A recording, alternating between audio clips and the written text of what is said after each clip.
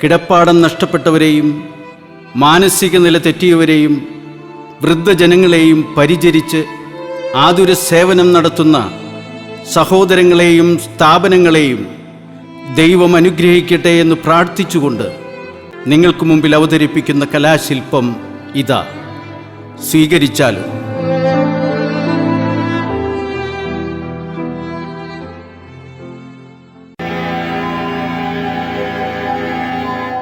നമ്മളെല്ലാവരും ഭൂമിയുടെ അവകാശികളാണ്.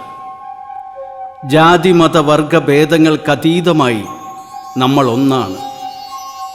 കാലങ്ങളായി പല സാഹചര്യങ്ങളിൽ പല സ്ഥലങ്ങളിൽ ജീവിച്ചു പോരുന്ന മനുഷ്യജീവനുകളെ ജാതിയുടെ പേരിൽ തരംതിരിക്കാൻ ശ്രമിക്കുന്നത് അനീതിയാണ്. മതേതര രാഷ്ട്രമായ നമ്മുടെ ഭാരതത്തിൽ എന്നും നമുക്ക് നമ്മുടെ പാരമ്പര്യം മുറുകെ പിടിച്ച് മുന്നേറുവാൻ കഴിയട്ടെ. അഭയാർത്ഥികൾക്ക് ആശ്വാസമരുളുവാൻ മനുഷ്യത്വം ഉണരട്ടെ. പൗരത്വ ബില്ലിൽ ഒളിഞ്ഞിരിക്കുന്ന ചതിക്കുഴികൾക്കെതിരെ പ്രതികരിക്കാൻ ഓരോ പൗരനും കഴിയട്ടെ. ഒരു തരത്തിൽ നമ്മളിൽ പലരും അഭയാർത്ഥികളല്ലേ? വെള്ളപ്പൊക്കം വരുമ്പോഴും പ്രകൃതി ദുരന്തം സംഭവിക്കുമ്പോഴും നമ്മളത് കണ്ടുകൊണ്ടിരിക്കുന്നു. ഇന്ന് നമ്മുടെ സമൂഹത്തിൽ രോഗികളും പ്രായമായവരും 4 ചുമരുകൾക്കുള്ളിൽ അഭയാർത്ഥികളായി മാറിക്കൊണ്ടിരിക്കുന്നു.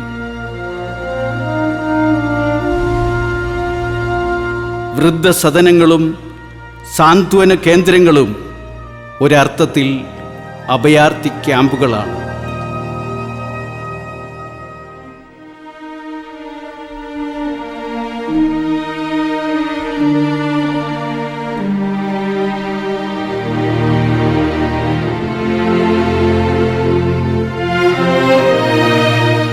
രോഗികളെ പരിചരിക്കുന്നത് ഒരു കാരുണ്യ പ്രവർത്തനമാണ്.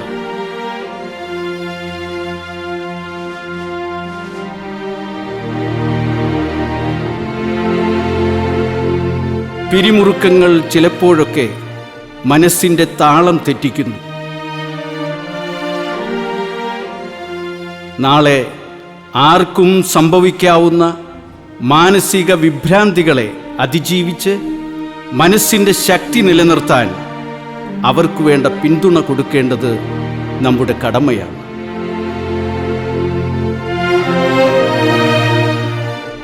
പ്രകൃതി ദുരന്തത്തിൽ കിടപ്പാടം നഷ്ടപ്പെട്ടവരും അനാഥരും നമ്മുടെ സഹോദരങ്ങളാണ്.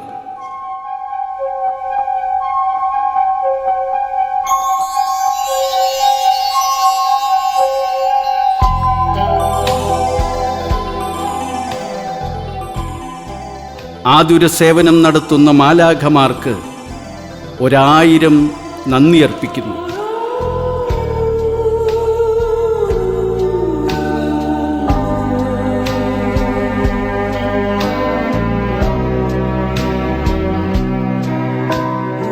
ഇന്നിൻ്റെ യുവത്വം മാതാപിതാക്കളെയും വൃദ്ധജനങ്ങളെയും സ്നേഹിക്കുകയും ബഹുമാനിക്കുകയും ചെയ്യണം എന്ന സന്ദേശത്തോടൊപ്പം നാളെ നമ്മൾ ഉൾപ്പെടുന്ന വരും തലമുറകൾ മക്കളോടും മരുമക്കളോടും സഹകരിച്ചും പരസ്പരം ക്ഷമിച്ചും ജീവിക്കാനുള്ള ആഹ്വാനം കൂടിയാണ് ഞങ്ങൾക്ക് പങ്കുവയ്ക്കാനുള്ളത്.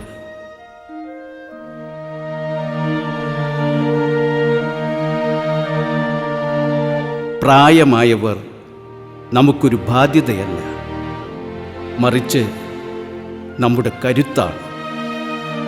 ആര് നോക്കണമെന്ന് മത്സരിച്ച് മക്കളുടെ സ്നേഹം ലഭിക്കാതെ മാനസികമായും ശാരീരികമായും തളർന്ന് വഴിയാധാരമായി പോകുന്ന മാതാപിതാക്കൾ,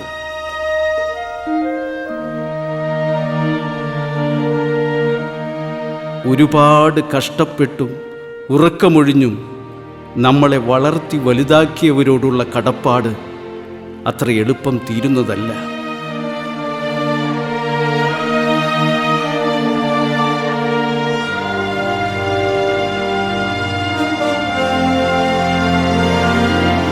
മക്കളെ, നിങ്ങളുടെ അപ്പൂപ്പനും അമ്മൂമ്മയും നിങ്ങളെ കാത്തിരിക്കുകയാണ്.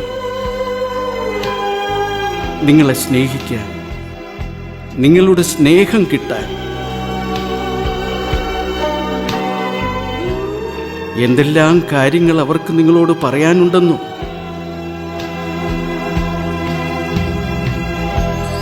അവരെ പരിചരിക്കുന്നത് പുണ്യമായി വേണം കരുതാൻ. നേരമില്ലാത്ത കാരണം പറഞ്ഞ് വൃദ്ധസദനങ്ങളിൽ നിങ്ങൾ അവരെ ഒറ്റപ്പെടുത്തുമ്പോൾ ഓർക്കണം, നാളെ നിങ്ങളെയും കാത്തിരിക്കുന്നത് അങ്ങനെയൊരു വിധിയാകുമെന്ന്.